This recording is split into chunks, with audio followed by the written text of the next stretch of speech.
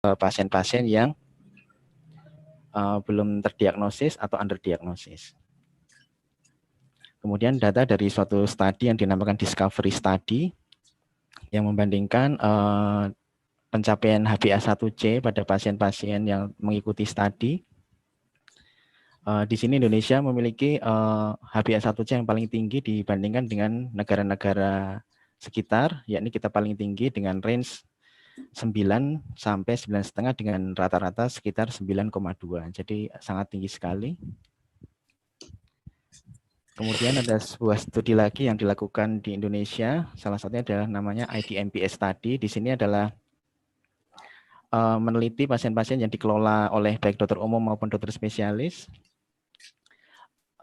dengan pendekatan lifestyle modification, obat oral antidiabetes dan insulin secara akumulatif ternyata hanya sekitar sepertiga yang mencapai target HbA1c kurang dari 7%. Selebihnya masih di atas target, yakni lebih dari 7%. Kembali lagi ke Discover Study, di sini kita memang memiliki HbA1c yang paling tinggi dibandingkan negara lain dan ternyata prevalensi kejadian komplikasi mikro dan makrovaskuler bila dibandingkan dengan Malaysia, kemudian India, kita hampir mendekati 50% pasien diabetes kita mengalami komplikasi makro dan mikrovaskuler. Sedangkan India hanya sekitar tidak sampai 1/5-nya saja, kita hampir setengahnya. Jadi tantangan yang kita hadapi sebagai tenaga medis adalah tingginya angka prevalensi diabetes dan prediabetes. Belum lagi data pasien-pasien yang belum terdiagnosis dan juga diperkirakan pasien diabetes di Indonesia memang mengalami disfungsi sel beta yang lebih awal. Dan ternyata memang sebagian besar, yakni tadi hampir 2/3 pasien kita yang belum mencapai target HbA1c maupun glukosa. Dan dari IDMPS tadi memang didapatkan hanya 1/3 yang mencapai target, artinya mungkin kita kurang agresif dalam memberikan terapi ataupun mengontrol faktor resiko. Ditambah lagi dengan kondisi geografis dan tingkat pendidikan dari pasien-pasien kita sehingga mungkin menyebabkan kepatuhan yang kurang terhadap terapi, diperberat dengan adanya komplikasi yang tinggi, hampir setengah dari pasien-pasien kita yang diabetes yang mengalami komplikasi baik itu mikro maupun makrovaskuler. Kemudian sebagai negara berkembang yang budget pembiayaan kesehatan kita cukup rendah bila dibandingkan dengan negara lain dan pembiayaan tersebut dihabiskan sebagian besar hanya untuk mengatasi komplikasi, bukan untuk pencegahan maupun pencegahan primer maupun sekunder. Jadi secara umum patogenesis dari suatu DM tipe 2 adanya suatu kecenderungan kelainan genetik, baik itu bersifat poligenetik maupun monogenik, bertemu dengan suatu faktor epigenetik berupa lingkungan yang menjadikan suatu resistensi insulin, kemudian adanya inflamasi, kemudian ada regulasi dari imun, dengan suatu hasil akhir adalah dekompensasi dari fungsi sel beta pankreas, baik itu berkurangnya massa maupun sekresi insulin. Ini yang menjadi sentral dari patogenesis terjadinya suatu DM tipe 2. Kemudian pada guideline yang terbaru ini untuk patogenesis dari DM tipe 2 dinamakan sebagai suatu egregious 11. Jadi dulu kita mengenal ada namanya omnius octet, ada 8 organ yang berpengaruh terhadap kejadian DM tipe 2. Saat ini sudah dikembangkan menjadi egregious 11, artinya 11 yang berbahaya. Tentu saja sebagai sentral dari ini adalah gangguan dari fungsi sel beta pankreas yang mensekresi insulin, ditambah dari penurunan sekresi inkretin oleh usus, adanya defek sel alfa pada islet alfa di pankreas sehingga terjadi peningkatan glukagon, kemudian diperberat dengan resistensi insulin berupa adanya peningkatan hepatic glucose production, kemudian adanya decrease peripheral muscle glucose uptake, kemudian adanya gangguan jaringan adiposa sehingga lebih cenderung terjadinya lipolisis dan peningkatan adiponektin sehingga menyebabkan tingginya free fatty acid yang beredar dalam darah. Kemudian adanya gangguan neurotransmitter di otak, gangguan mikrobiota di kolon, adanya dysregulasi imun ataupun low grade inflammation, kemudian adanya penurunan produksi amilin oleh usus halus sehingga terjadi pemercepatan pengosongan lambung sehingga terjadi peningkatan reabsorpsi glukosa di usus halus. Yang terakhir adalah peningkatan reabsorpsi glukosa di tubulus ginjal. Jadi dari 11 patogenesis ini kita akan menjadikan ini sebagai suatu pijakan dalam memberikan terapi kepada pasien. Untuk klasifikasi diabetes sendiri kita secara mudah, secara simpel mengklasifikasikan sebagai 4 tipe. Yang pertama adalah tipe 1. Tipe 1 yang klasik kita kenali sebagai suatu DM yang defisiensi insulin absolut akibat autoantibodi yang menyerang sel beta pankreas sehingga terjadi kerusakan pada sel beta pankreas yang biasanya onsetnya pada anak-anak. Kemudian tipe 2 tadi sudah kita jelaskan dengan patogenesis berupa dominasi dari defek sekresi insulin yang diperberat dengan suatu resistensi insulin ataupun dominan resistensi insulin yang memang sudah disertai dengan suatu defek dari sekresi insulin. Kemudian yang ketiga adalah diabetes mellitus gestasional. Nah, ini hanya menyerang pada ibu hamil. yakni baru terdiagnosis diabetes ketika memasuki trimester 2 ataupun 3 dan sebelumnya tidak ada riwayat diabetes. Kemudian yang terakhir adalah diabetes tipe spesifik, biasanya terkait karena suatu kelainan monogenik ataupun karena penyebab sekunder. Bisa ada di sini dijelaskan ada yang namanya MODY, maturity onset diabetes of the young, kemudian ada penyakit eksokrin, kemudian sekunder karena pengaruh obat-obatan maupun karena infeksi.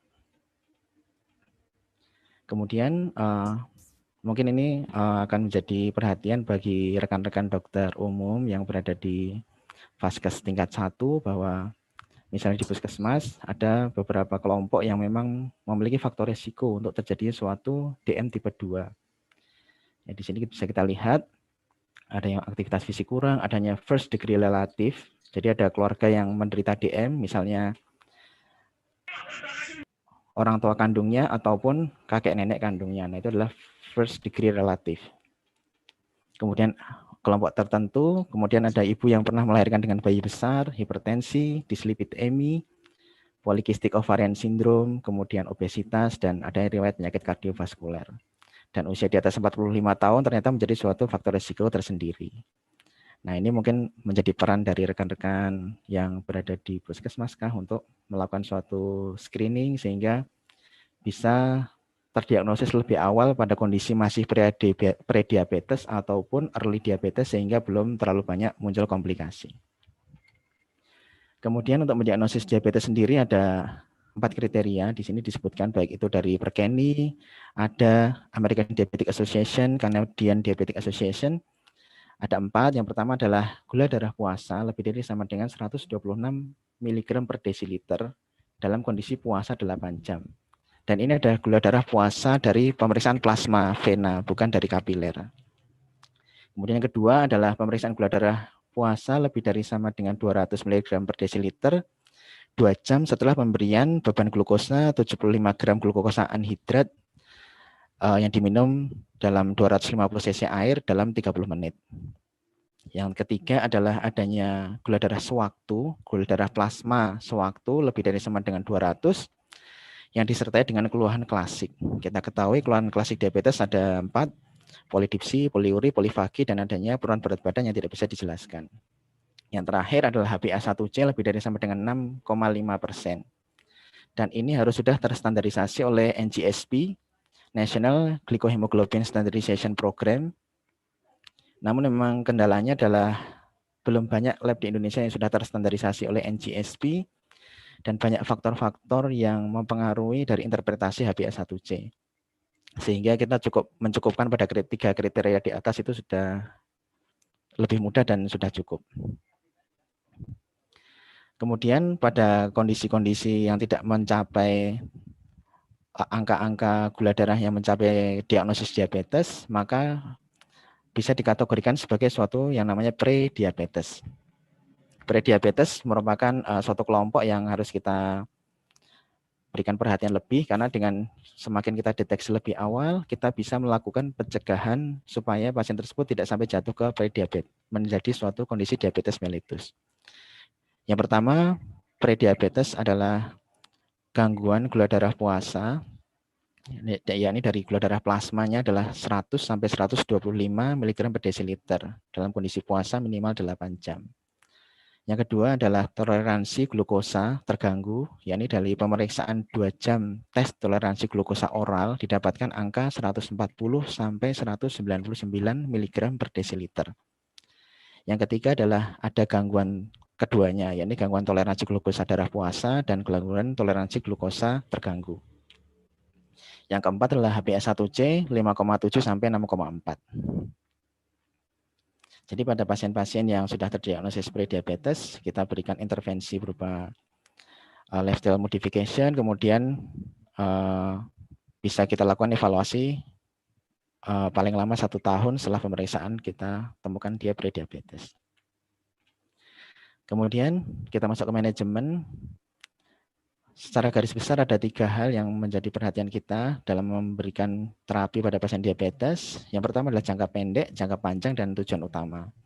Jangka pendeknya adalah kita meredakan keluhan utama pasien. Biasanya pasien kalau datang dan keluhan lemas, kemudian kualitas hidupnya menurun, dan mungkin datang dengan komplikasi akut seperti mungkin KAD, HS, dengan mungkin disebabkan karena infeksi dan dehidrasi. Kemudian untuk jangka panjangnya adalah mencegah, menghambat, atau memperlambat progresivitas dari suatu komplikasi makro dan mikrovaskuler. Yang terakhir adalah menurunkan morbiditas dan mortalitas.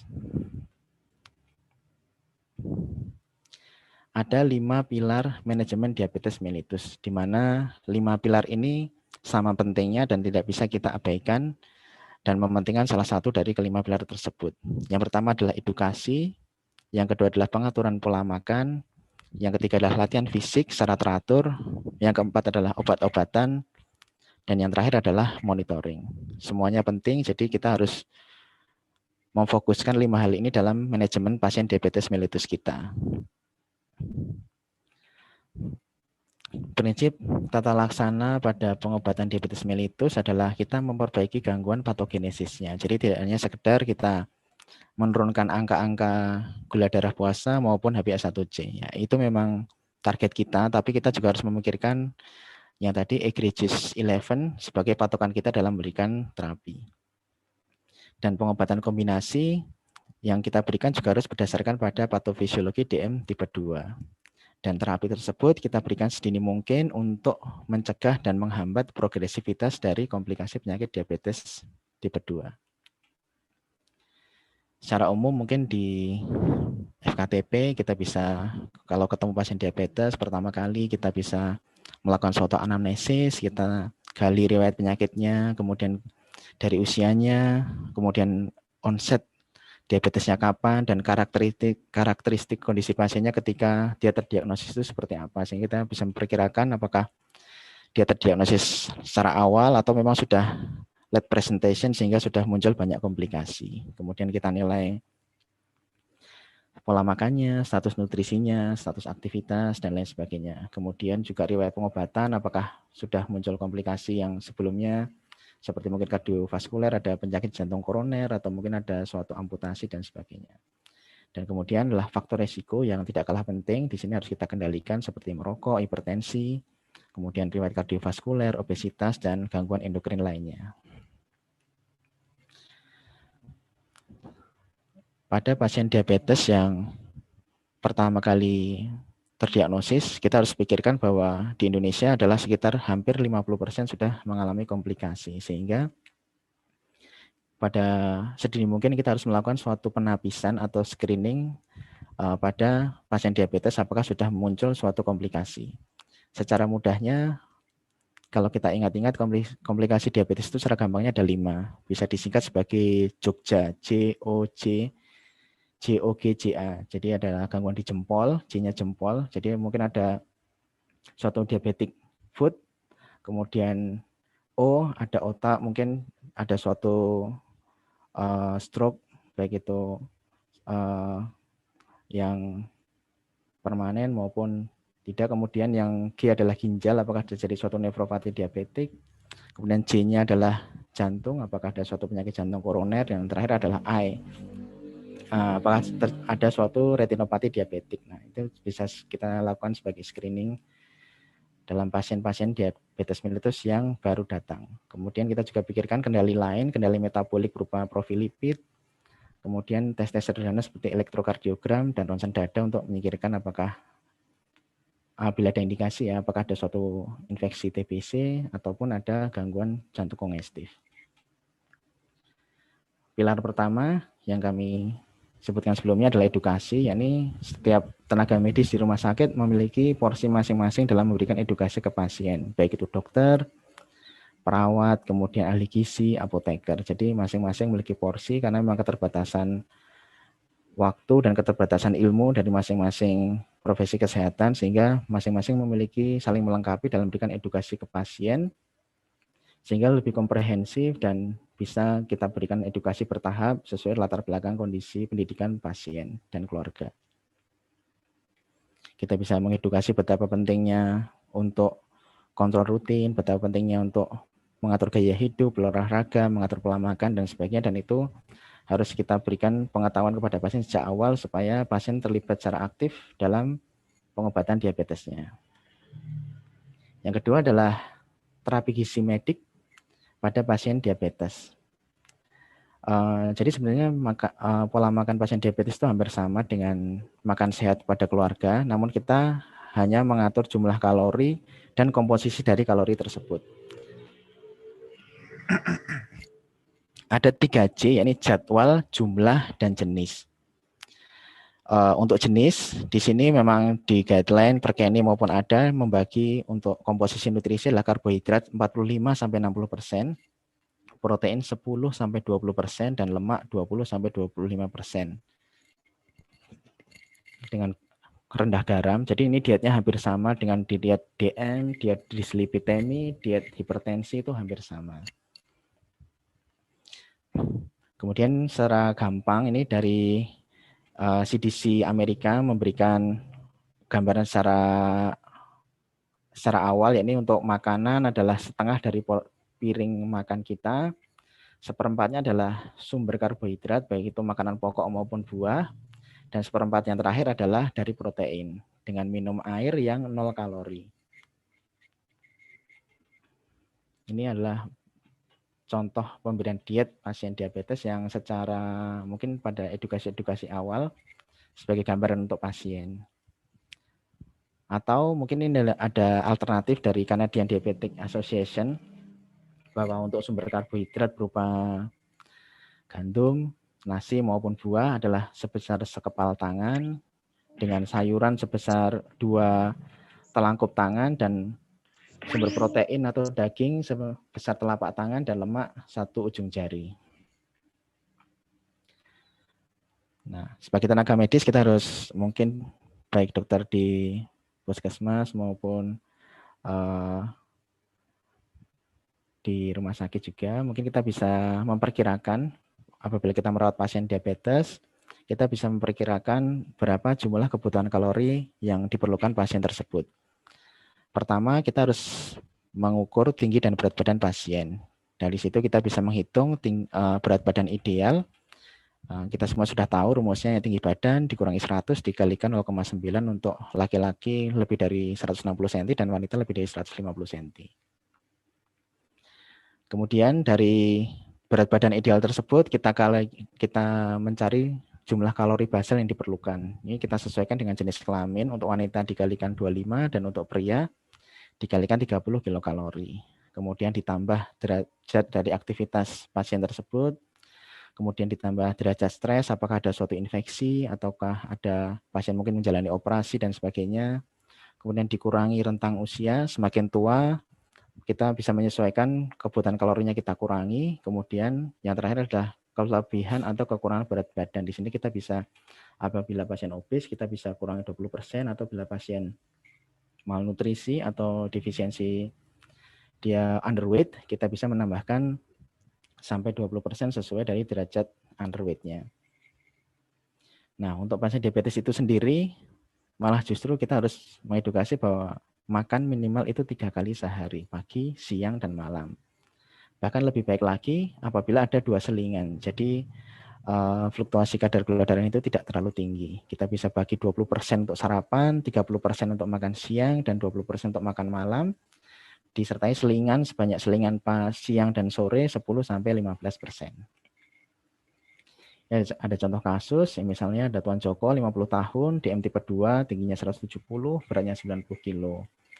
Pasiennya bekerja sebagai PNS di KUA, kondisinya DM terkontrol, kondisi sehat tanpa keluhan. Jadi ini pasien DM tanpa ada suatu penyakit akut. Komorbid pasiennya adalah obesitas, sehingga kita hitung berat idealnya dulu untuk mencari kalori basal. Di sini kita dapatkan 1.900 kilokalori. Pasien usia 50 tahun, jadi kita sesuaikan 40-50 tahun dikurangi 5%. Pasien aktif bekerja, aktivitas sedang sehingga ditambah 20%. Pasien kondisi sehat sehingga stresnya kita tidak tambahkan, dan pasien kondisi obesitas sehingga kebutuhan kalori kita kurangi 20%, sehingga kita dapatkan total sekitar 2000 kilokalori. Misalnya seperti itu. Nanti kita tinggal menyesuaikan usia, aktivitas, kondisi pasien, dan adanya overweight maupun underweight. Kemudian yang pilar ketiga adalah suatu olahraga, suatu aktivitas fisik. Yang di sini yang diperlukan adalah aktivitas yang bersifat kontinu, ritmik, interval, adanya progresif, dan endurance.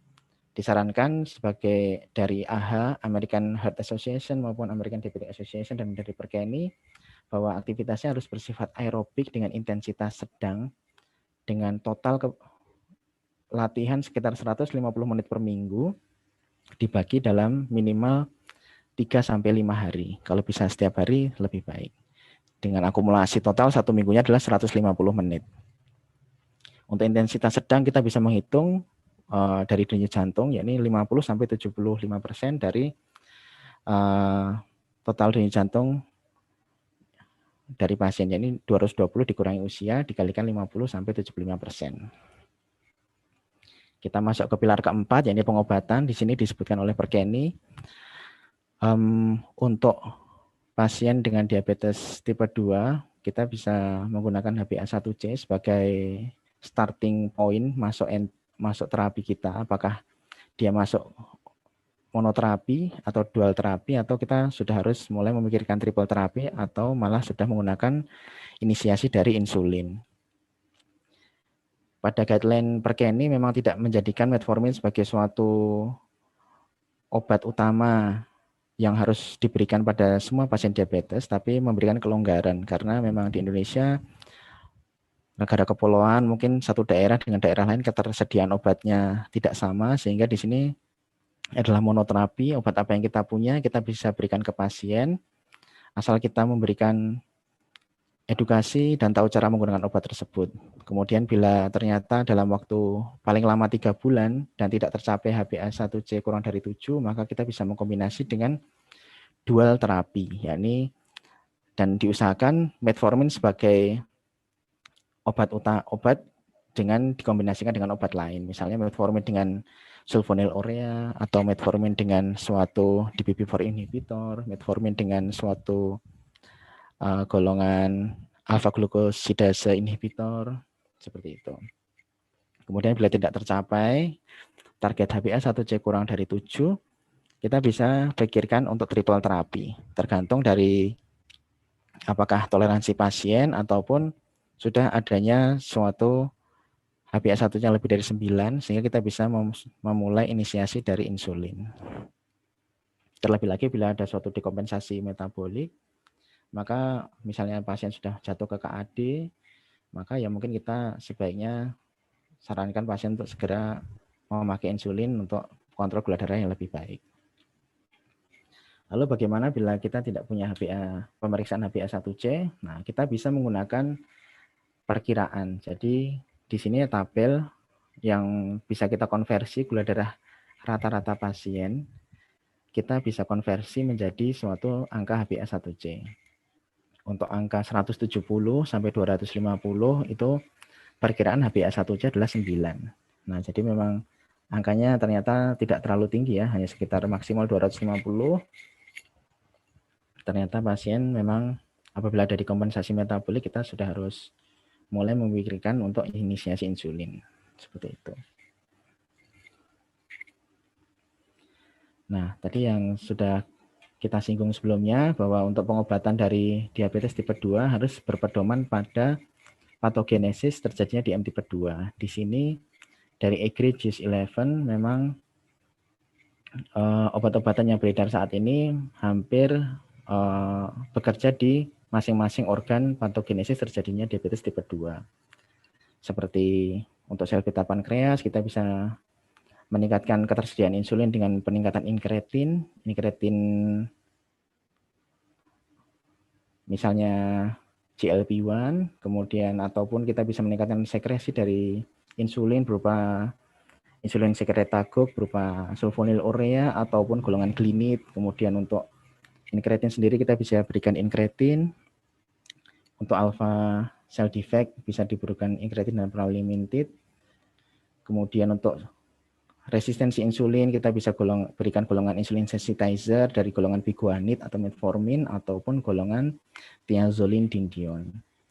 Kemudian untuk gangguan neurotransmitter otak, inkretin juga bisa berperan atau suatu dopamin agonis. Misalnya adalah bromokriptin. Nah, walaupun ini belum digunakan di Indonesia setahu saya. Dan kita tidak familiar dengan obat tersebut. Kemudian yang kedua, untuk patogenesis gangguan mikrobiota kolon, kita bisa memberikan probiotik.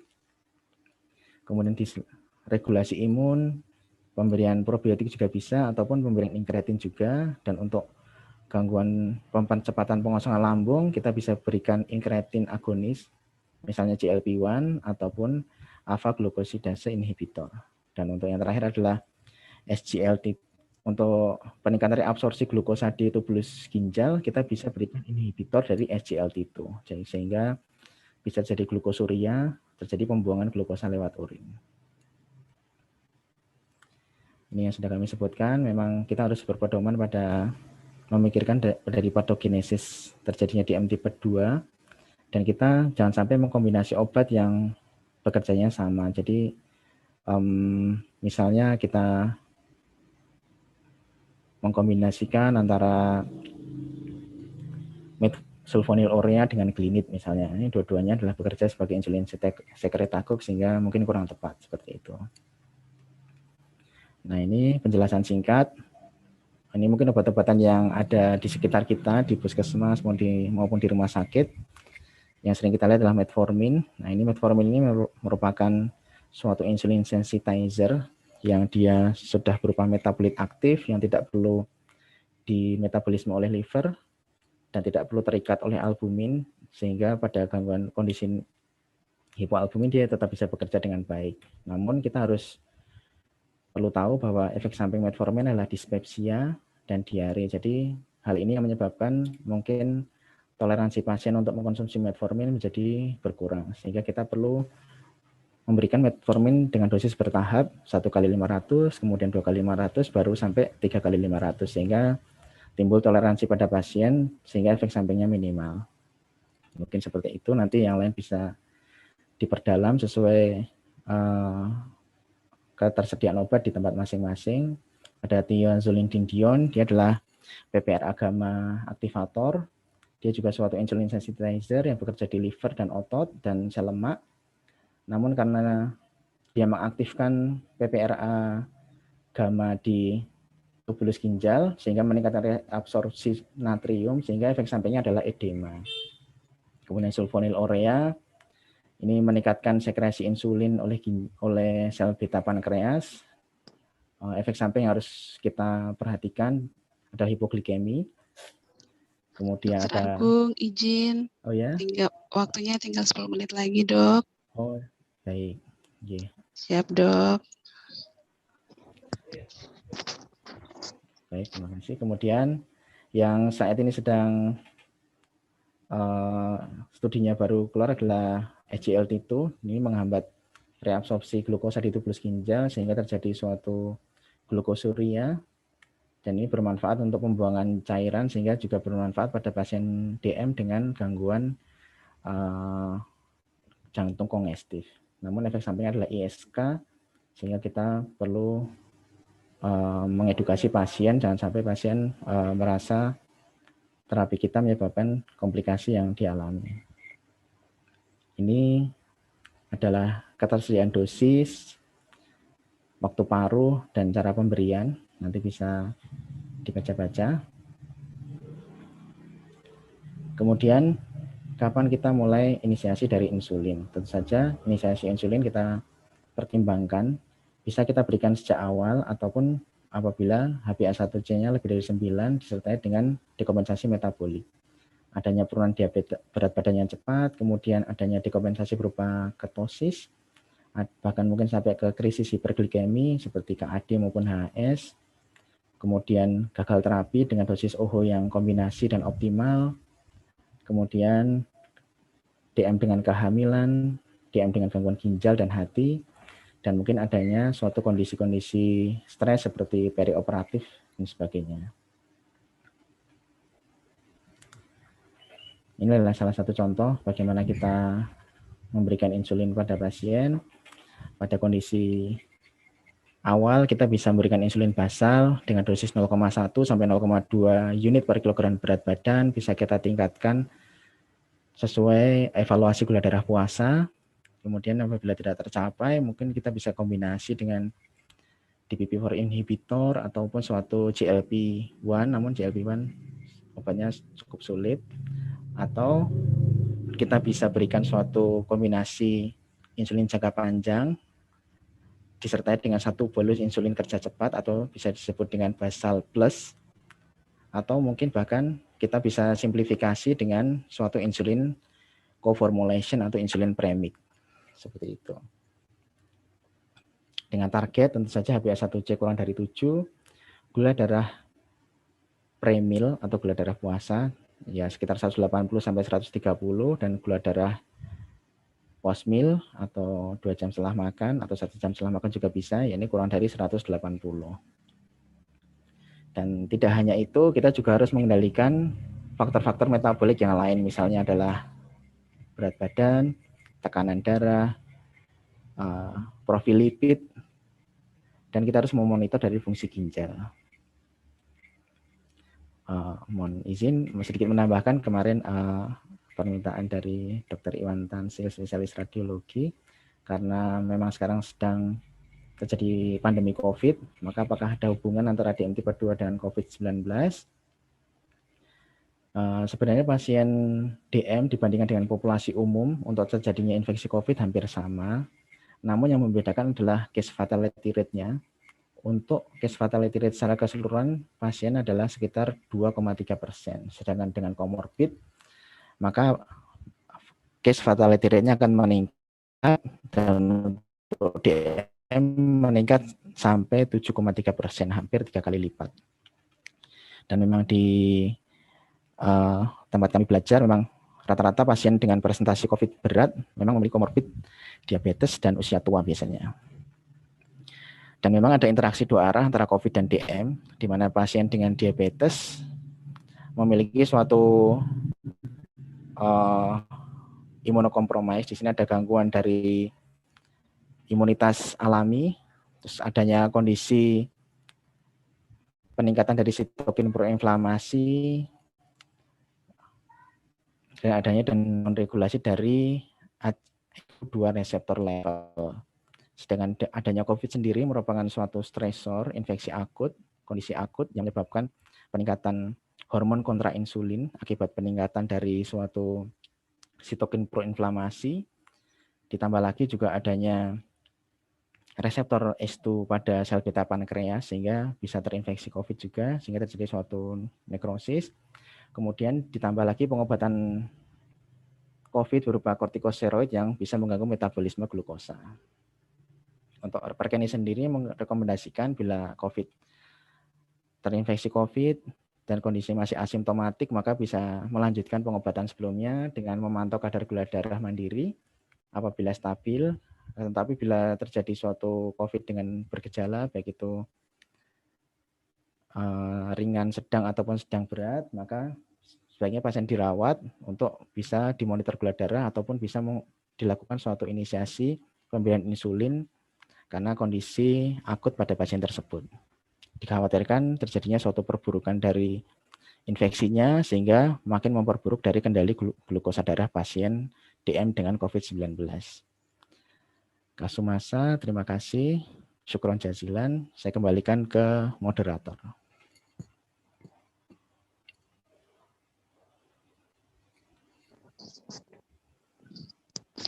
Baik, Dokter Agung, terima kasih untuk materinya yang sudah disampaikan untuk kita semua dengar di malam hari ini. Semoga bermanfaat untuk kami dokter-dokter yang bekerja di FTKP ataupun yang di rumah sakit. Iya, perlu diingatkan lagi kepada dokter-dokter semua yang hadir di webinar malam hari ini, jika ada yang ingin bertanya atau sudah ada pertanyaan, mohon disimpan dulu karena nanti kita akan lanjut kepada pemaparan materi berikutnya, materi yang kedua. Jadi nanti setelah pemaparan materi kedua baru boleh ada sesi tanya jawab. Saya mau ingatkan lagi untuk peserta webinar malam ini, mohon untuk mengisi absensi yang ada di room chat sama mengisi absensi yang ada di room chat untuk supaya daftar hadirnya terisi. Baik, tidak mengulur waktu lagi, saya akan lanjut lagi ke pemateri yang kedua.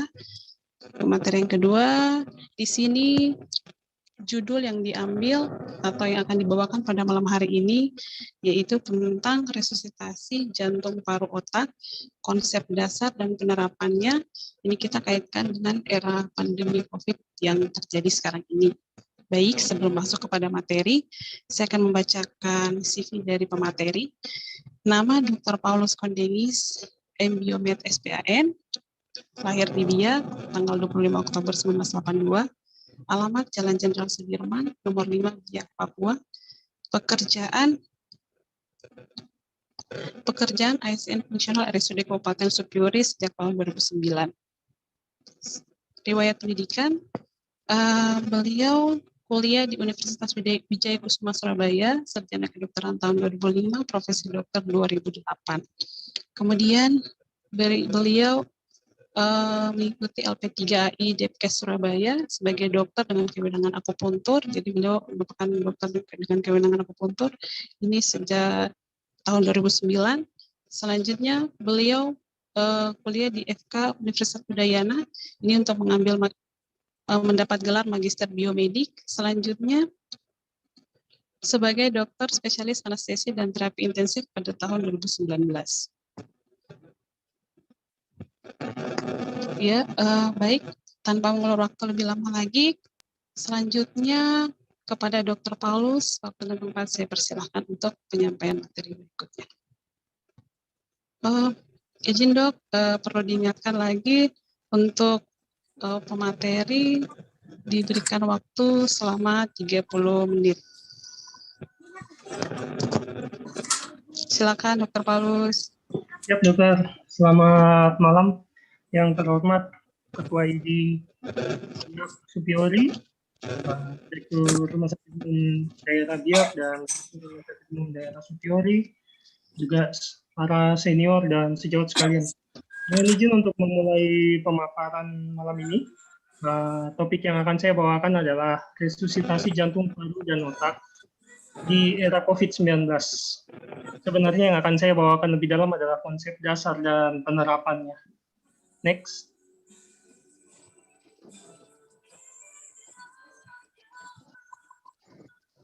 Oke, di sini ada algoritma. Algoritma ini memang rumit, dinikmati saja. Ini boleh di next lagi. Ya, algoritma yang diupdate pada April 2020 oleh American Heart Association dalam hal ini dalam pelatihan Advanced Cardiac Life Support pada cardiac arrest algoritma pada pasien dengan suspek atau konfirm COVID-19. Di sini ada beberapa perubahan yang paling dasar dari ACLS yang dikeluarkan sama AHA. Biasanya di ACLS itu untuk penggunaan APD itu tidak terlalu ditekankan. Penggunaan APD itu lebih banyak pelatihan ACLS malah. Tapi pada kali ini ACLS menitik beratkan pada poin A di situ ditulis dan PPA. Jadi gunakan APD. Ada hal yang berbeda di sini pada ACLS yang sebelum-sebelumnya, bahkan yang disetujui bersama dengan ILCOR, yaitu Internationalization Committee on Resuscitation, di situ dikatakan bahwa call for help adalah yang nomor 1. Uniknya pada kasus COVID, di sini ditekankan bahwa limit personel. Nah, di situ dibilang pertimbangkan resusitasi secara appropriate, jadi secara kepantasannya. Nanti kita bahas tentang itu. Kemudian ada perubahan lagi, next di bawahnya ada prioritas intubasi dan resume CPR. Lanjut dok, izin. Slide berikutnya.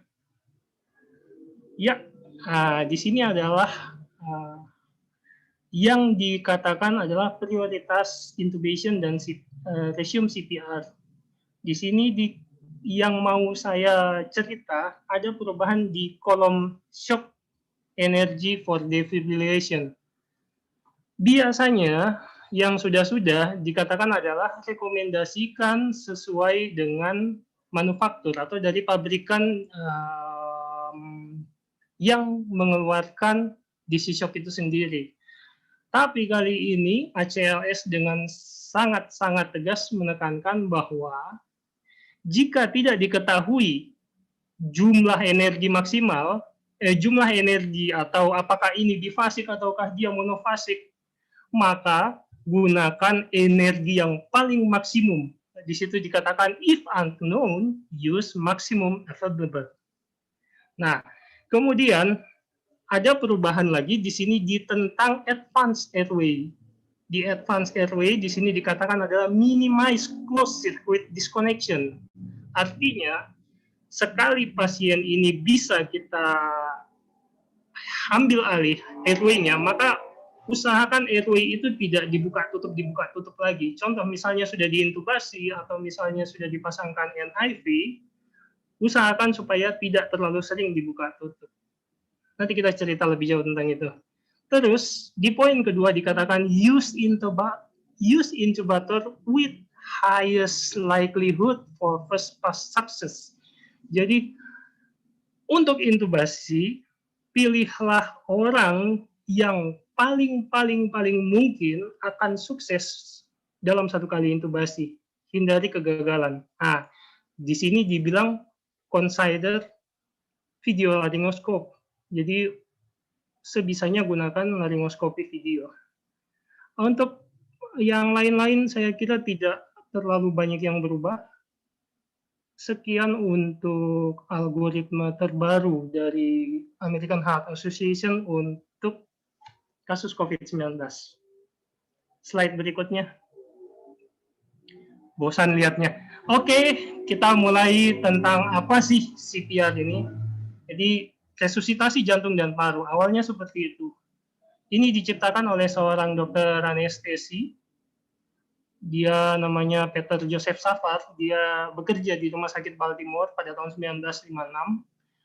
Beliaulah yang memulai tindakan resusitasi jantung dan paru dengan konsep airway breathing dan sirkulasi. Pada akhirnya, konsep ini diadaptasi oleh American Heart Association pada tahun 1973. Ya, sekitar 19 sampai 18 tahun setelahnya. Lalu kemudian dikembangkan lagi oleh University of Pittsburgh itu pada tahun 1979. Jadi di sini Peter Safar sendiri yang merubah konsep ABC tadi berubah menjadi konsep yang namanya ABCDEF. Konsep ini sudah berubah karena kasus kejadian meninggalnya anaknya Peter Safar sendiri. Jadi Elizabeth namanya, dia menderita asma, serangan asma berat, dan kemudian berhasil dilakukan CPR, namun sayangnya dia sudah mati batang otak.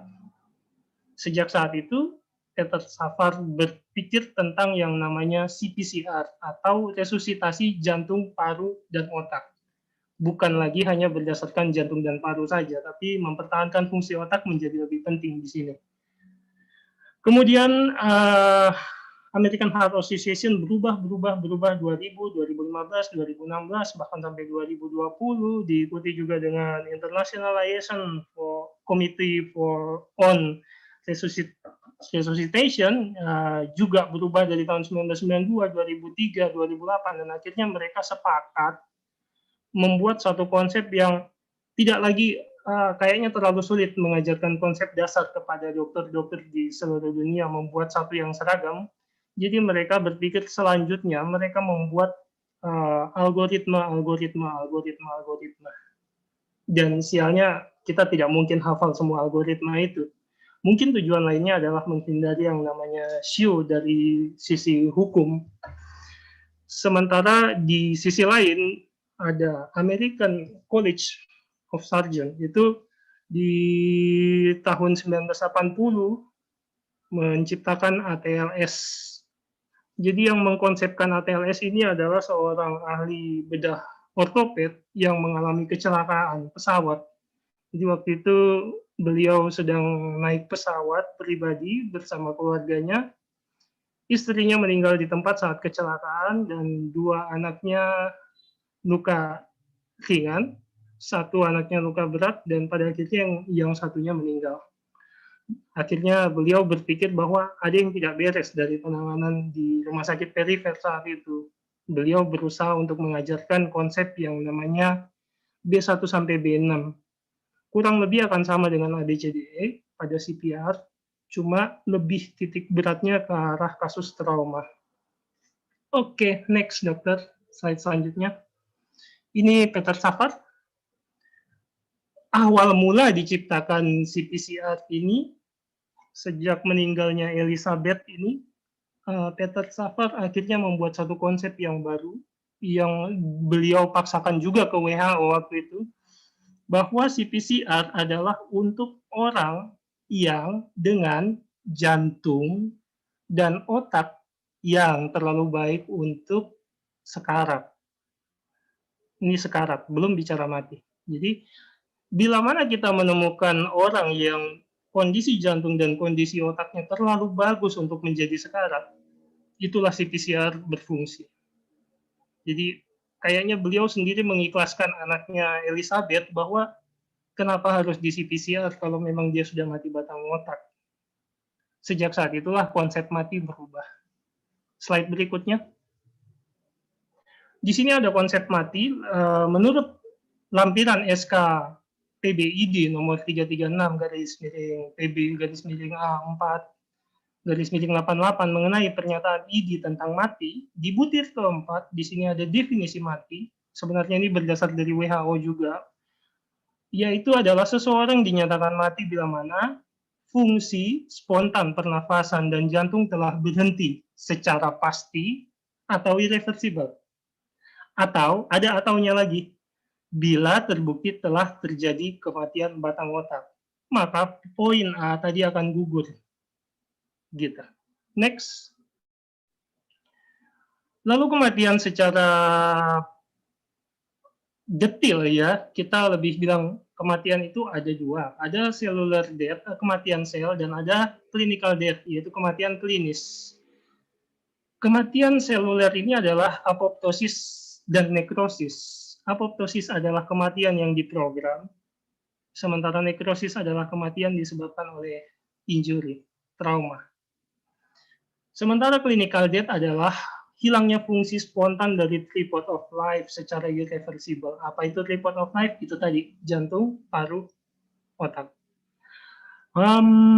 Kemudian kita bicara tentang apoptosis sendiri. Kapan kita bisa tahu sel itu mati? Gitu. Sedangkan jantung saat berhenti saja, sel Purkinje-nya akan bergerak masing-masing di dalam ventrikelnya. Itulah muncul yang namanya ventricle fibrilasi. Itu adalah listrik sembarangan yang dimunculkan oleh sel-sel jantung yang masing-masing ingin bertahan hidup masing-masing. Dia tidak peduli dengan SO, dia tidak peduli irama yang dari atrium, dia tidak peduli. Pokoknya saya harus hidup, apapun caranya. Makanya muncullah letupan listrik yang tidak ritmis. Kemudian, karena konsep yang susah dipahami tentang kematian dari sel itu, muncullah satu konsep baru yang disebut mati batang otak. Mati batang otak ini adalah hilangnya fungsi atau refleks batang otak. Kenapa fungsi dan refleks batang otak? Karena di dalam fungsi dan refleks batang otak inilah terdapat fungsi otomasi dari sistem saraf otonom dan refleks protektif. Selanjutnya akan kita bicara lebih dalam. Ini adalah tentang komunikasi sel. Konsep dasar dari mati adalah putusnya komunikasi. Secara klinis berarti konsepnya adalah putusnya komunikasi sistem organ. Saat putusnya komunikasi antara sistem organ, berarti itu kita mulai bicara tentang kematian klinis kayaknya. Saat itu, kita sudah bicara tentang multi-organ failure. Sebenarnya multi-organ failure sendiri adalah kegagalan komunikasi antar organ. Kita mulai dari yang paling bawah, itu ada sel. Satu sel terdiri dari organel-organel yang hidup, yang fungsional, yang saling berkomunikasi dengan baik, dengan satu tujuan, maka mereka akan membentuk yang namanya sel hidup. Kemudian, segerombolan sel hidup dengan satu tujuan, menjalankan satu fungsi, dan saling berkomunikasi dengan baik, mereka disebut jaringan. Berikutnya, segerombolan jaringan berkumpul dengan satu tujuan, dengan fungsi yang baik dan komunikasi yang baik, dan hidup, mereka disebut organ. Segerombolan organ berfungsi dengan baik, hidup, dan saling berkomunikasi, mereka membentuk yang namanya sistem organ. Segerombolan sistem organ yang hidup, berfungsi dengan baik, dan saling berkomunikasi dengan baik, merekalah yang membentuk satu organisme hidup. Next. Selanjutnya, lalu apa, kenapa, dan mengapanya kita bicara tentang itu sel. Sekarang kita bicara yang dari paling bawah, yaitu untuk membentuk satu sistem organ, berarti kita butuh organ, untuk membentuk organ kita butuh jaringan, untuk membentuk jaringan kita butuh sel. Nah, sekarang kita bicara tentang sel. Bagaimana supaya sel itu bisa hidup dan menghasilkan energi yang banyak, karena komunikasi itu akan butuh energi yang luar biasa banyak. Beda dengan dia hidup sendiri tanpa harus berkomunikasi. Inilah yang kita bicara tentang aerobik dan anaerobik. Pelajaran yang kita benci waktu biokimia dulu. Selanjutnya, next. Di sini saya tidak bicara panjang lebar tentang siklus Krebs, saya cuma mau ingatkan kembali begini saja. Satu siklus Krebs menghasilkan total ATP 38 ATP. Sementara satu siklus anaerob hanya menghasilkan 2 ATP. Dibandingkan antara 2 ATP dan 38 ATP, maka berapa kilojoule berbeda energi yang dihasilkan dari satu proses anaerobik dibandingkan dengan yang aerobik. Pada aerobik ada 38 ATP yang bisa berfungsi dengan banyak, bahkan bisa dicadangkan untuk hidup sel itu. Berbeda dengan kondisi anaerobik yang hanya menghasilkan 2 ATP yang hanya cukup untuk menghidupi sel itu tanpa bisa berkomunikasi dengan sel yang sebelahnya. Di sisi lain, satu proses anaerobik menghasilkan 3 molekul CO2. Jadi dia akan membuat satu kondisi yang namanya asidosis. Beda dengan pada kasus aerobik. Pada kasus aerobik, siklus aerobik menghasilkan 38 ATP dengan menghasilkan sisa gas buangnya yaitu 1 molekul CO2 dan 1 molekul air. Next. Selanjutnya, dokter. Oke, lalu kita bicara bagaimana sih supaya kita mempertahankan itu dan bagaimana sih prosesnya. Nah, sekarang saya bicara tentang konsep dasarnya. Di sini ada bantuan hidup dasar atau basic life support. Basic life support ini kita berbicara tentang prioritasnya. Prioritasnya adalah tentang assessment. Jangan lupa call for help. Tujuannya adalah mencegah hipoksia. Oke, kita tidak tahu pasien ini sudah seberapa dalam hipoksianya, atau mungkin masih hipoksimia, tapi kita harus mencegah jangan sampai hipoksianya lebih berat. Syaratnya satu, call for help. Jangan lupa assess lokasi yang kita mau lakukan. Metodenya adalah dengan airway, menangani breathing, dan menangani sirkulasi. Semuanya dengan konsep manual. Jadi kita tidak menggunakan alat. Bagaimana tidak menggunakan alat? Ya, kita hanya lakukan resusitasi jantung dan paru. Dan kalau perlu, memang kalau di situ tidak ada alat untuk melakukan ventilasi tekanan positif, cukup dengan pijat jantung saja, kompresi saja. Nah, konsep ini sama dengan konsep yang diceritakan di ATLS, di mana ATLS awal-awalnya ya, kalau sekarang pada akhirnya ATLS juga berbicara tentang algoritma. Tapi kalau kita ikuti ATLS dari awal-awalnya, konsep dasarnya adalah B1 itu disebut breathing. Kata breathing yang dimasukkan dengan ATLS itu adalah breathing yang sudah pasti bukan cuma breathing, tapi sampai ke airway-nya juga.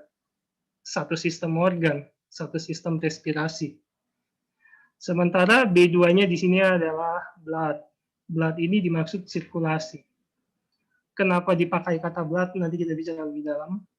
Tentang hints-nya di sini adalah tangani henti nafas dan henti jantung. Jangan lupa KIE wali pasien. Mungkin pasien dalam keadaan tidak sadar, kita tidak bisa meng-KIE pasiennya, tapi kita harus punya walinya. Bagaimana kalau tidak ada keluarganya di situ? Maka MOD berperan sebagai wali. Karena nanti pada akhirnya MOD lah yang akan jadi juru bicara rumah sakit. Berikutnya adalah ALS, Advanced Life Support. Bedanya di sini adalah untuk penanganan dimulai kembali dari ABC-nya, airway breathing sirkulasinya, hanya saja dilakukan lebih advance, yaitu dengan alat-alat. Contoh pada airway kita sudah harus bisa secure. Misalnya kalau kita punya endotracheal tube, sudah terintubasi. Ataupun kalau susah dilakukan intubasi, minimal sudah terpasang laryngeal mask airway. Yang berikutnya adalah untuk sirkulasinya, harusnya sudah terpasang IV line, sudah bisa kita ganti cairannya jika memang terjadi perdarahan, atau setidaknya untuk jalur masuk obat. Karena di sisi berikutnya, kita akan berbicara tentang obat-obat yang membuat support pada kardiovaskularnya.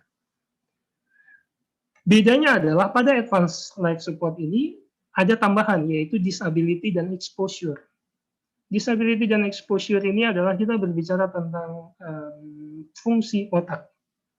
Inilah yang dibilang fungsi otak atau brain. Di sini dibilang di ATLS B3 atau brain. Muncullah satu konsep yang dikatakan bahwa hipotermi pasca resusitasi. Dengan tujuan adalah brain resuscitation. Meskipun itu masih pro kontra, ya kita lupakan sejenak, kita fokus kembali ke konsep dasarnya. Untuk exposure sendiri, ini adalah kita melakukan evaluasi ulang atau reassessment tentang kondisi keseluruhan pasien head to toe, dari mulai ujung rambut sampai ujung jempol kaki. Ya, kita lihat apakah ada jejas atau ada perlukaan atau ada tanda-tanda yang lain. Jangan lupa, exposure ini bukan hanya menelanjangi pasien, tapi membuat environmental control. Setelah kita menelanjangi pasien, jangan lupa kasih dia selimut. Jangan biarkan dia. Dokter Paulus izin mengingatkan waktu, tinggal 10 menit lagi, Dok. Next, lanjut dokter, slide berikutnya. Ini adalah post-resuscitation care. Post-resuscitation care ini adalah prioritasnya stabilisasi. Caranya adalah monitoring ketat. Tujuannya adalah progresif dari ALS yang sebelumnya. Kita mulai dari ALS, dari A, B, C, D, E, yang sudah dengan alat-alat tadi. Kali ini ditambahkan dengan yang namanya feeding and fluid, gauging and germ control, di mana kita akan mengkontrol risiko-risiko infeksi. Humanmentation, di sini humanity mentation adalah di saat kita mulai melakukan KIE, apakah perlu melakukan rujukan, ataukah perlu dilakukan tindakan-tindakan sito, surgery yang sito, disinilah letaknya. Kemudian, jangan lupa yang terakhir adalah intensive care. Inilah post-resuscitation care. Apa itu? Kenapa kita bisa menemukan kegagalan resusitasi? Yes, selanjutnya dok. Next dokter. Kegagalan resusitasi sebenarnya dimulai dari sini. Adalah kegagalan komunikasi.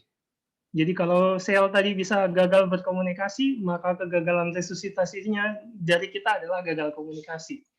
Jadi komunikasi yang profesional inilah yang penting untuk menentukan berapa berhasil kita dan berapa gagal kita melakukan resusitasi. Yang pertama adalah saat mengakses pasien, mungkin itu bukan level kita, tapi kita tidak mau konsul ke orang lain. Mungkin itu level orang lain yang lebih pintar, tapi kita tidak mau, kita gengsi, itu susah. Yang kemudian adalah provider skill dan kognitif, adalah skill dan kemampuan kita serta pola pikir kita. Apakah memang itu skill kita atau bukan? Kalau tidak, kenapa tidak call for help? Call for help itu nomor 1 kalau di ACLS. Yang ketiga adalah prognosis and prepare. Prognosis and prepare ini adalah bagaimana kita memprognosis pasien ini, apakah dia betul too good to be die atau tidak. Dan prepare, saat kita mau melakukan rujukan, apakah pasien ini sudah stabil atau tidak. Jangan sampai kita merujuk jenazah, ya, gitu. Itu juga tidak etis. Ya, kayak kita kondisi pasien post resusitasi masih dalam kondisi labil, belum stabil, bola panas kita lempar ke rumah sakit tetangga, itu tidak etis. Next. Terima kasih. Sekiranya ada pertanyaan, mohon.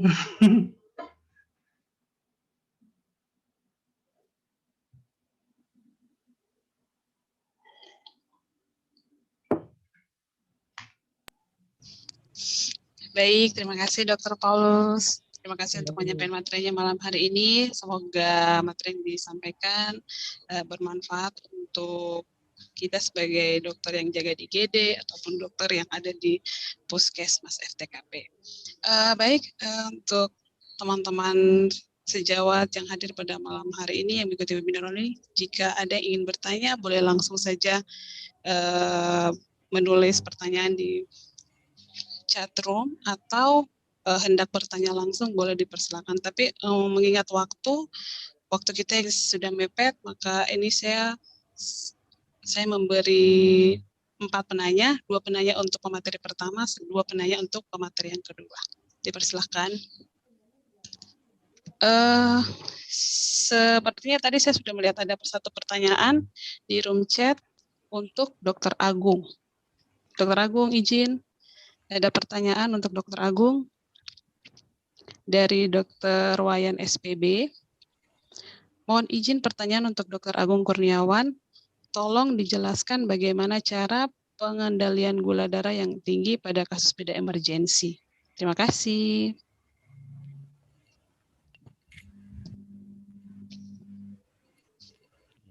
Terima kasih dokter atas pertanyaan yang sangat sekali. Mohon izin kami mencoba menjawab. Mohon koreksi bila ada yang salah. Jadi pada kasus pengendalian gula darah pada pasien bedah emergensi. Untuk pasien-pasien, misalnya pasien bedah yang membutuhkan operasi segera, bisa kita mengendalikan dengan insulin rapid acting. Ada kasus-kasus yang misalnya membutuhkan penurunan segera gula darah, yang penting kita memberikan insulin rapid acting dengan kita evaluasi pemberian insulin tersebut berupa pemeriksaan gula darah setelahnya.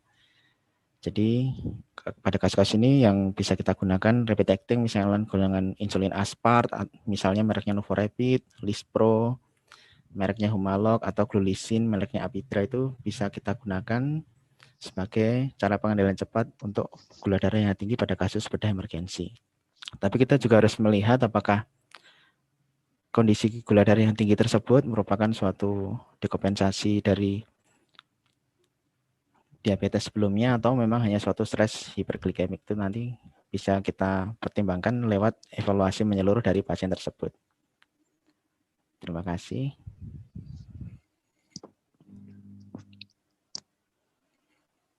Baik, Dokter Agung, terima kasih untuk jawabannya. Baik, dokter-dokter, mungkin ada yang masih ingin bertanya, boleh dipersilahkan.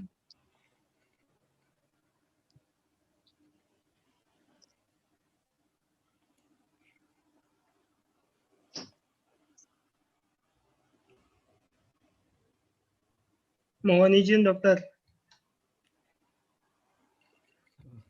Iya dok, siap. Sambil menunggu penanya, mungkin saya pancing-pancing sedikit dok. Ada satu Siap, kasus, silakan dok. ini cerita seorang residen, dia posisinya chief jaga IGD, dia residen anestesi. Di waktu itu dia menerima laporan dari juniornya bahwa juniornya sedang melakukan resusitasi jantung paru, pasien hamil, postpartum dengan kardiomiopati. Jadi waktu itu juniornya sedang melakukan RJP dan dia melapor bahwa RJP-nya gagal. Waktu itu chiefnya bingung, kenapa RJP-nya gagal? Karena dia tahu juniornya ini bagus tangannya.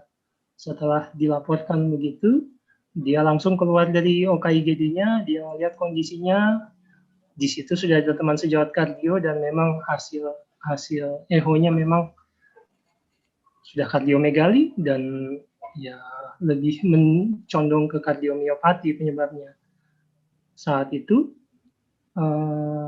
si chief jaga ini dengan sangat nekatnya dan bodohnya dia tidak konsultasi ke konsulennya, dia langsung paksa juniornya lanjut RJP dan dia paksa pasien itu untuk di SC situ.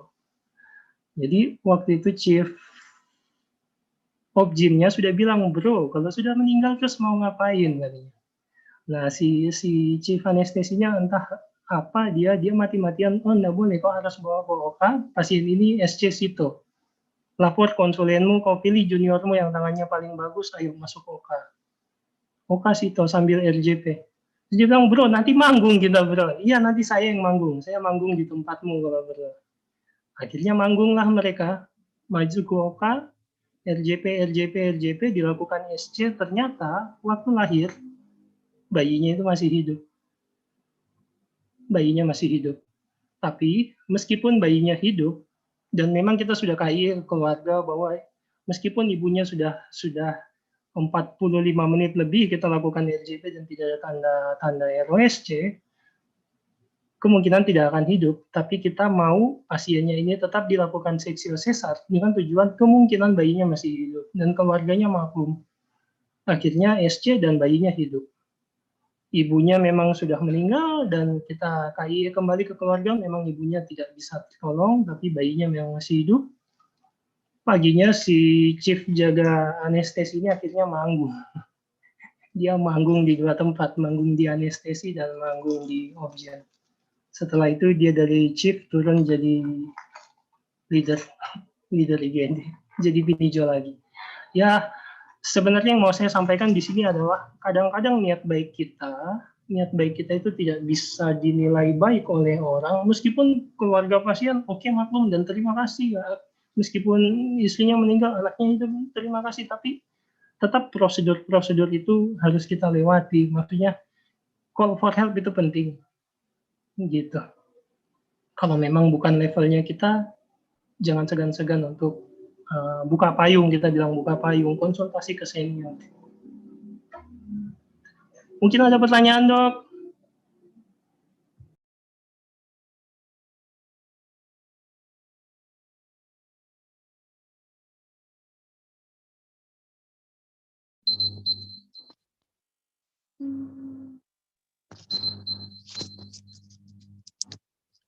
Iya dok, ada pertanyaan lagi dok untuk Dokter Paulus dari Dokter Wayan.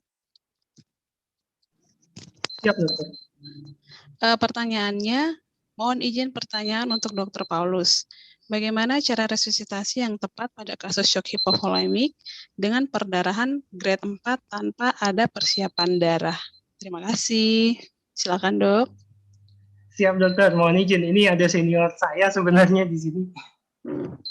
Mohon dikoreksi, Dok, kalau saya ada salah kata nanti Dokter Firman. Mohon izin, Dokter. Jadi izin dokter, pada kasus perdarahan adalah menghentikan perdarahan, dokter. Pasien prinsipnya adalah pasien boleh anemia, tapi pasien tidak boleh hipovolemia, dokter. Jadi kita akan mengganti cairannya sambil menunggu darah. Sebenarnya kalau di rumah sakit yang sudah kompleks, harusnya kita bisa masif transfusion protokol, dokter. Cuma sepertinya kalau di Indonesia masih belum berjalan dengan baik untuk masif transfusion protokolnya. Ini terkait tentang PMI dan harga kantong darah. Agak tidak etis kalau saya bicara kayak gini, dokter. Jadi saat kita mulai melakukan resusitasi, kita lakukan kontrol perdarahan. Kalau memang kontrol perdarahannya itu tidak bisa hanya dengan obat tekan, berarti adalah tindakan berikutnya adalah pembedahan sito, dokter. Tujuannya adalah blood bleeding control, dokter. Sudah pasti kita akan konsultasi ke dokter spesialis bedah untuk melakukan tindakan bleeding controlnya itu, dokter. Sementara kita mengganti cairan. Terima kasih banyak, dokter. Mohon tambahan dari dokter Firmansyah kalau memang ada saya yang kelewatan, dokter.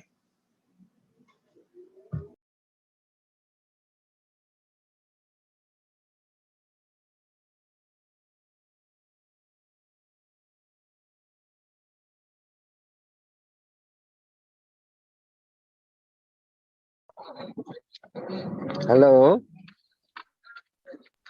Siap, dokter. Ya, ini maksudnya kan darah tidak ada. Kita harus ke resusitasi. Yeah. Itu tekniknya bagaimana? Resusitasi itu kebutuhan cairnya itu yang pemberian cairan. Mohon izin, dokter, untuk kebutuhan cairan kalau kondisi sito, dokter. Ini pendapat ada sito, shock tiba-tiba di UGD shock. Kita segera kirim sekarang. Bagaimana cara menyelamatkan pasien itu dengan pemberian cairan yang tepat di UGD? Dengan tadi shock dengan perdarahan kelimpat itu. Pasang 4 jalur infus, dokter, kalau perlu. Kalau saya pribadi, saya akan pasang 4 jalur infus, semuanya saya guyur.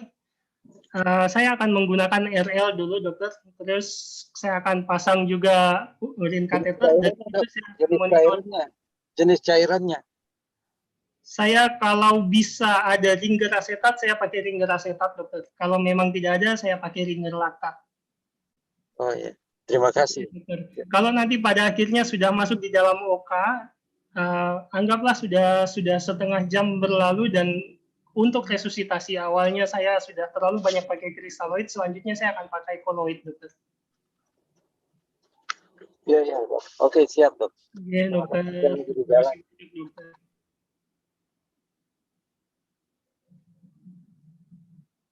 Memang ini ada beberapa pro kontra tentang penggunaan kristaloid, dokter. Ya, ini cerita tentang NaCl versus ringer laktat. Sebenarnya ringer laktat yang mereka takutkan di sini adalah laktik asidosis pada kondisi-kondisi yang hipoksemia. Jadi bahwa pada kondisi hipoperfusi, tubuh akan cenderung menghasilkan proses anaerob yang notabene salah satu hasil buangnya adalah laktat. Penggunaan ringer laktat sebenarnya laktat yang digunakan pada cairan ringer laktat sendiri itu bukan laktat yang organik, dokter. Jadi sebenarnya ketakutan teman sejawat yang lain tentang, oh jangan ringer laktat, itu laktatnya banyak. Tentu tidak, dok. Karena laktat yang dibuat dalam ringer laktat itu adalah laktat yang in vitro. Dia berbeda dengan laktat organik yang hasil tubuh kita sendiri.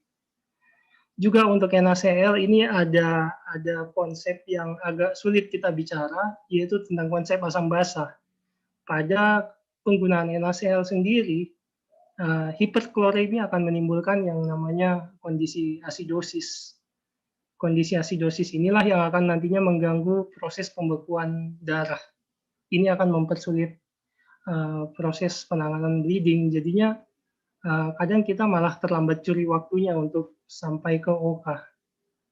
Demikian, dokter. Mohon petunjuk dari Dr. Firmansyah ini kalau misalnya ada yang salah dari saya.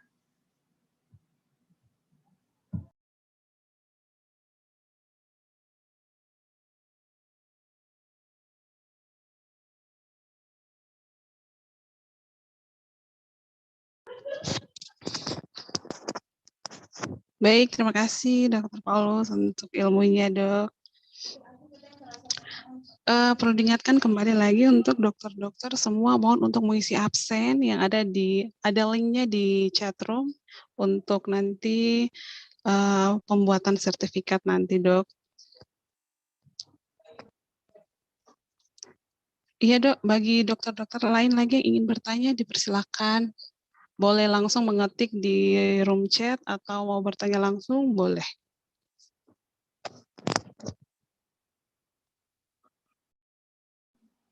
Izin dok, tambah lagi biar tidak sepi dok, kalau misalnya belum ada pertanyaan.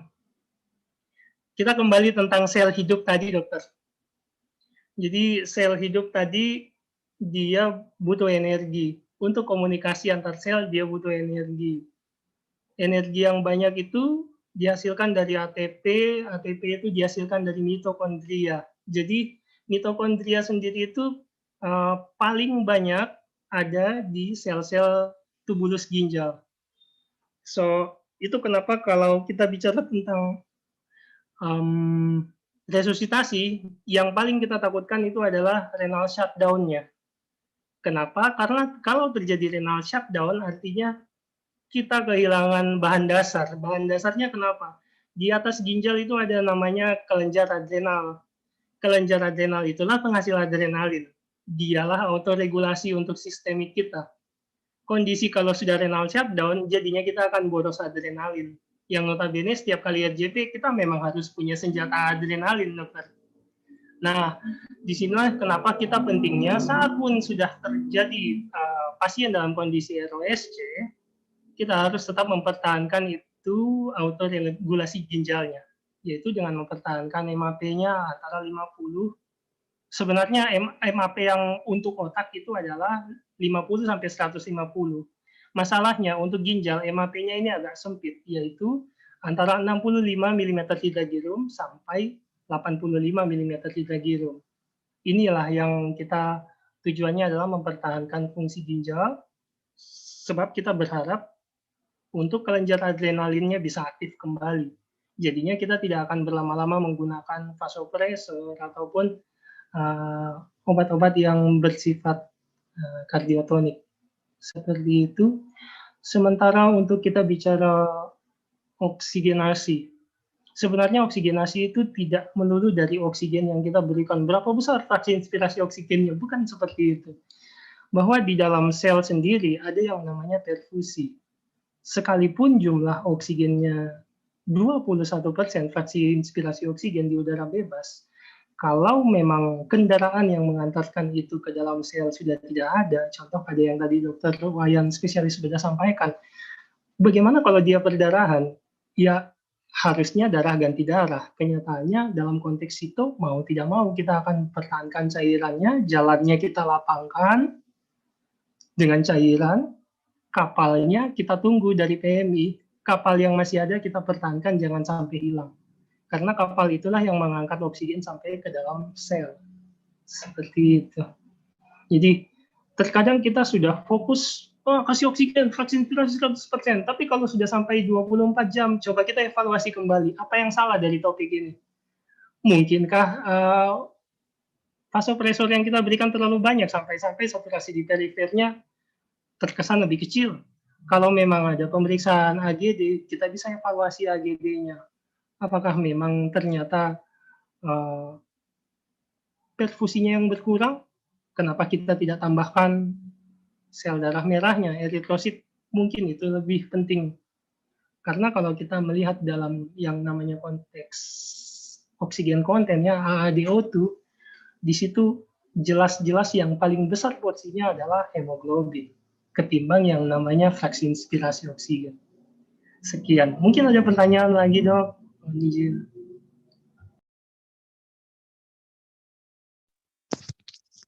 Izin dok, untuk sementara belum ada pertanyaan tambahan lagi, dok. Baik, bagi dokter-dokter yang mengikuti webinar malam hari ini, mungkin ada yang ingin bertanya, dipersilakan. Mau bertanya secara langsung boleh, mau di room chat juga boleh.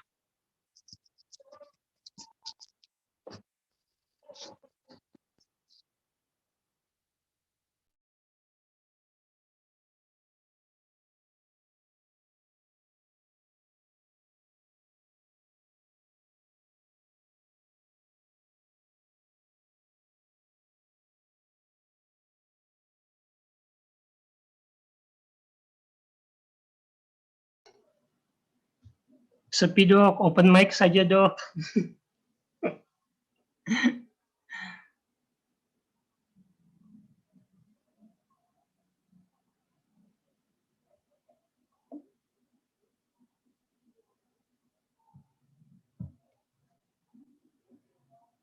Oh iya dok, izin. Saya ngecap lagi dok, mumpung sepi.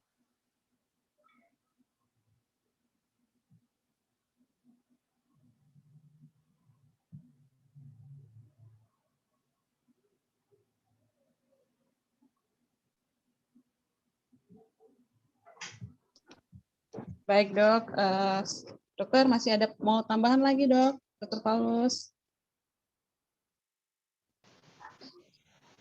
Tidak ada dok. Oh tidak ada, baik dok. Tidak ada, dok. Saya lihat sepertinya sudah ini ya, sudah cukup, sudah tidak ada lagi yang bertanya, mungkin sudah cukup jelas. Sepertinya sesi tanya jawabnya saya tutup ya. Mohon izin Dokter Agung, Dokter Paulus, jadi sesi tanya jawabnya. Oh, dok, ada satu pertanyaan terakhir. Dokter Paulus, satu pertanyaan terakhir sebelum ditutup. Siap dokter.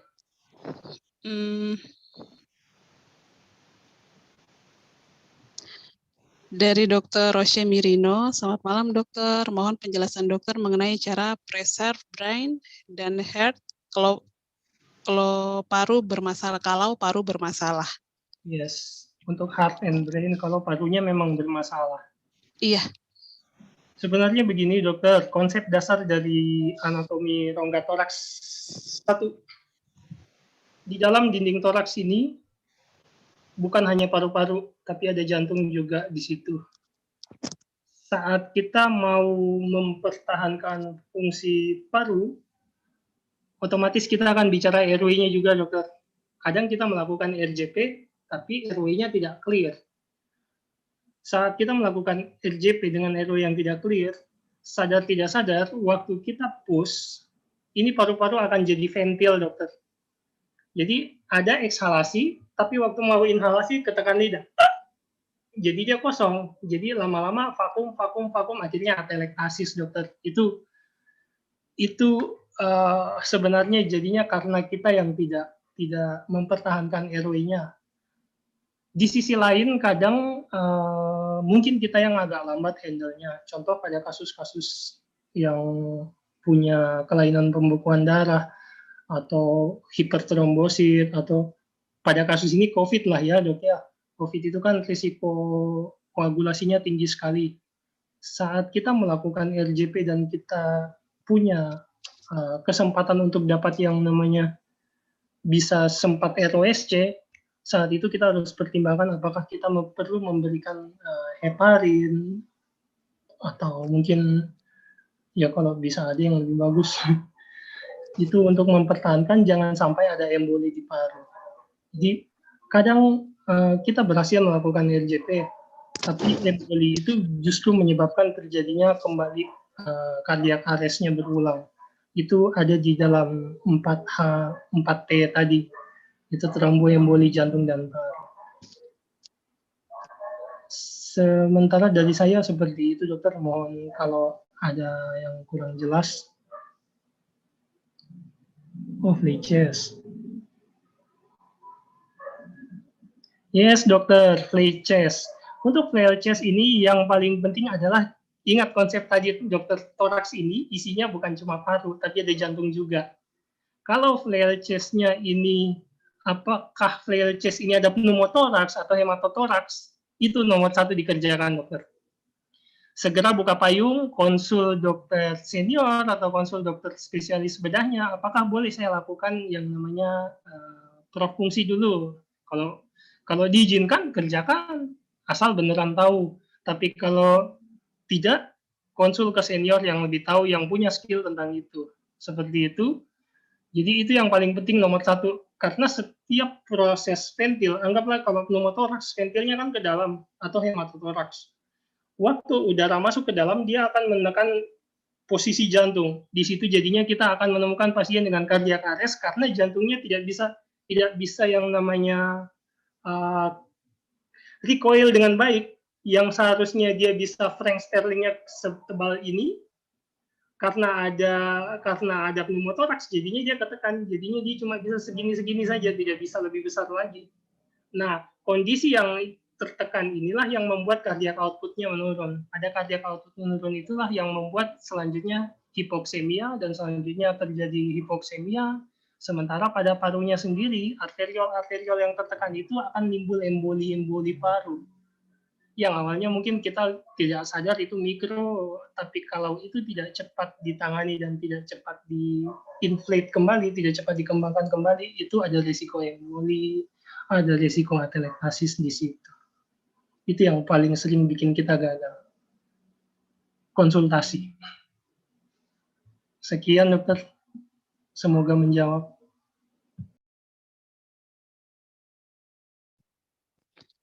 Baik dok, terima kasih dokter Paulus. Semoga jawaban dari dokter Paulus sudah cukup jelas untuk dokter Roche dan dokter John, kalau tidak salah. Oke, baik dok, berhubung waktu sudah untuk sesi tanya jawabnya sudah selesai. Untuk sesi tanya jawabnya saya tutup ya dok, dokter Paulus, dokter Agung, mohon izin. Siap. Siap dok. Iya dok. Terima kasih terima kasih pertama, terima kasih kepada ID Biak Supiori yang sudah memberikan kesempatan bagi teman sejawat dokter-dokter di Supiori boleh berbagi ilmu di malam hari ini. Yang kedua, terima kasih kepada kedua narasumber pemateri yang luar biasa yang sudah menyisihkan waktu, menyempatkan diri untuk berbagi ilmu untuk kita di malam hari ini. Terima kasih juga untuk panitia webinar yang malam hari ini sudah membantu menyiapkan dari seminar sampai semuanya. Mantap, sukses untuk kalian. Terima kasih juga untuk peserta webinar malam ini yang sudah menyisihkan waktu untuk mengikuti webinar malam hari ini. Semoga materi yang dibagikan malam ini dari dua narasumber bermanfaat untuk kita semuanya. Dan satu lagi, tetap sehat, jaga kesehatan semuanya. Semoga kita semua selalu sehat di masa COVID atau masa pandemik ini. Sekian webinar malam hari ini. Saya mohon maaf apabila selama webinar ini berlangsung ada tutur kata yang salah, mohon dimaafkan. Selanjutnya acara ini saya kembalikan kepada MC. Selamat malam. Assalamualaikum warahmatullahi wabarakatuh. Salam sejahtera untuk kita semua. Jo Soba.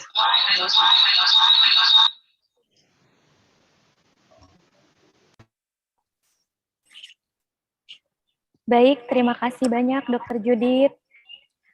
Baik, para Bapak Ibu peserta yang kami hormati, demikianlah acara webinar kita pada malam hari ini. Terima kasih kepada para narasumber, moderator, serta Bapak Ibu sekalian. Semoga kegiatan webinar ini memberikan manfaat untuk kita semua. Saya, Dr. Siti Rahmawati Loji, pamit undur diri.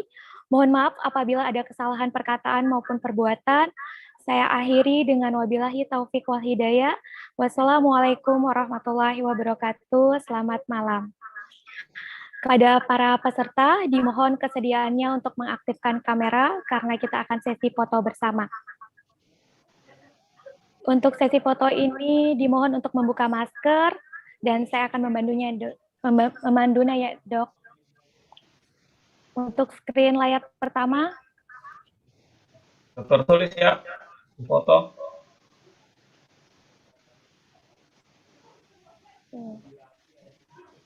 Baik, selanjutnya screen layar kedua, Dok.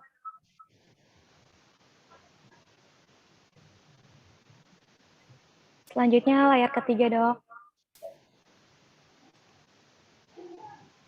Baik, terima kasih kepada para dokter semuanya. Diingatkan kembali kepada para peserta yang belum mengisi presensi kehadiran agar segera mengisinya dengan link yang tersedia pada room chat. Kami dari panitia mohon maaf apabila banyak kesalahan. Terima kasih, selamat malam. Selamat malam. Terima kasih atas partisipasinya semua. Wah, hebat ya, mantap. Terima kasih Dokter Kurniawan Agung juga. Dokter Paulus, wah materinya dalam dokter, malah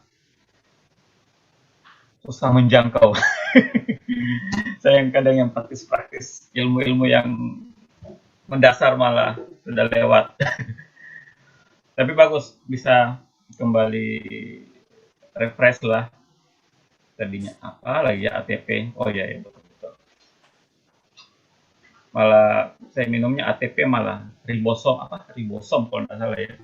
Tuh memberi energi kalau pas lagi mata sudah capek. Mudah-mudahan kita sehat-sehat semua. Untuk selanjutnya nanti acara akan diambil alih lagi Dokter Firman. Saya tidak tahu apa lagi. Cuma mungkin kita istirahat selama bulan Ramadan. Jadi atas nama pengurus juga mengucapkan selamat menyambut bulan suci, bulan Ramadan. Mudah-mudahan teman-teman bisa melaksanakan ibadah di bulan suci ini.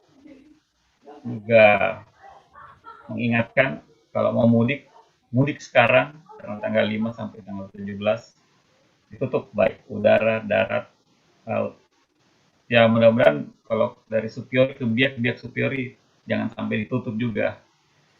Apalagi yang kita mau jalan-jalan kemana lagi kalau sampai ditutup. Ke Dr. Leonardo, terima kasih ya atas usahanya untuk menghubungi sana sini. Iya dok, sama-sama dok. Terima kasih Dr. Leo. Terima kasih juga teman-teman anggota yang lain ya sudah bisa bergabung. Hebat. Sampai ya Dr. Firman bagaimana? Masih ada Dr. Firman. Kira-kira apa lagi dok? Apakah diskusi kasus-kasus nanti? Banyak sih sebenarnya kalau saya lihat ada kasus-kasus menarik. Angiomyolipom, kasus bedah sih di ginjal, kemudian yang baru-baru ya atelektasis total tiba-tiba bagus sekali. Kasus-kasus yang menarik mungkin itu bisa ditampilkan untuk share ilmu. Terserah Dr. Firman sih sebagai koordinator ilmiah. Silakan dok. Terima kasih pada ketua ini terkait dengan Senat atas terselenggaranya acara ini. Mengingat materi ini tadi ya oleh dua narasumber kita ini Dr. Kurniawan Agung sama Dr. Paulus Kondengis. Saya terima kasih kepada dua narasumber. Dan dari sini saya dapat pelajaran juga oleh Dr. Paulus ya tentang masalah kasus tadi yang menarik ya, yang ibu hamil tadi yang sempat saya dengar baik-baik. Ibu hamil yang walaupun ibunya sudah mati, maksudnya dan sudah meninggal, tapi tetap dilakukan NJP dan pada akhirnya dilakukan cesarean dan pada akhirnya bayinya bisa hidup. Itu juga jadi pelajaran bagi kita. Misalnya tiba-tiba misalnya ada kasus, misalnya di Kamal Bersalin di RSUD misalnya, yang pasien datang misalnya kalau mungkin datang pada saat meninggal mungkin kita tidak bisa lakukan, tapi kalau misalnya pada saat di VK atau di ruangan tiba-tiba diobservasi dan kebetulan pas ibunya meninggal, mungkin kita bisa cepat-cepat juga lakukan tindakan seks untuk selamatkan bayinya. Mungkin itu yang saya bisa dapat memastikan. Dan kalau untuk masalah acara seksi ilmiah mungkin ya bisa kita lakukan lagi, apakah mungkin setelah Lebaran mungkin lebih bagus, atau mungkin satu kali bisa kalau sekalian dengan apa tadi yang disuruhkan ya, halal bihalal ya, mungkin itu satu. Jadi kalian dan ini juga apa pemilihan ketua baru. Sudah berakhir kepengurusan kan, harusnya bulan ini sih, cuma sudah agak sibuk jadi bulan ya habis Lebaran kali ya, jadi sekalian ada ilmiahnya sekaligus juga pemilihan. Kita buat bentuk panitia. Saya tahu apakah bagusnya tapi kayaknya harusnya masih virtual lagi ya. Saya masih agak ngeri untuk berhimpun karena biak tinggi lagi sih. GGO-nya masih muncul lagi itu. Banyak-banyak, apalagi swab-nya. Positif rate-nya 50%. Mungkin tetap kita virtual lagi. Lebih menghemat waktu juga sih kayaknya. Walau mungkin agak-agak lelah duduknya, tapi tidak apa-apa lah. Udah terbiasa saja. Kira begitu teman-teman dokter-dokter isi.